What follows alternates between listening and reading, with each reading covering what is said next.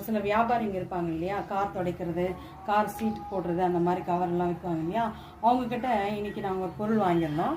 அவங்க வந்து அந்த பொருளுடைய விலை எவ்வளோ அப்படின்னு சொல்லி கேட்கும்போது 350 ரூபா சொன்னாங்க. 350 ரூபாவா, இவ்வளோ விலை சொல்கிறாங்களே, இது அவ்வளோ ஒர்த்து இருக்காது, சரி எவ்வளோ கொடுப்பீங்க அப்படின்னு சொல்லிட்டு கேட்கும்போது நான் மனசில் நினச்சிட்டேன் ஒரு 150 ரூபான்னு சொல்லலாம்னு சொல்லி. ஆனால் எங்கள் வீட்டுக்கு என்ன பண்ணாருன்னா 100 ரூபா அப்படின்னு சொல்ல 100 ருபீஸ் சொன்னாங்க. இல்லை 100 ருபீஸ் தான் இருக்குங்க, வாங்க அப்படின்னு சொல்லிட்டு சொன்னாங்க. நாங்களும் வாங்கினோம். அந்த ப்ராடக்ட் இப்போ உங்களுக்கு காமிக்கிறேன். இதுதாங்க கார் சீட்டுக்கு பின்னாடி போட்டு நம்ம உட்காருறது. இதெல்லாம் நல்லா கொஞ்சம் நல்ல குவாலிட்டியாக தான் இருக்குது.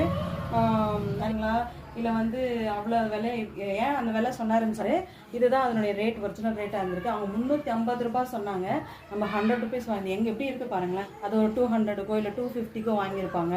நாங்கள் இது ரெண்டையும் 200க்கு வாங்குவாங்க. இது 100, இது 100. ஏமாத்துறது ஏமாறுங்க இருக்கிற வரையும் நடந்துகிட்டே இருக்கிறோம். அதனால் யாரும் ஏமாந்து போவாது.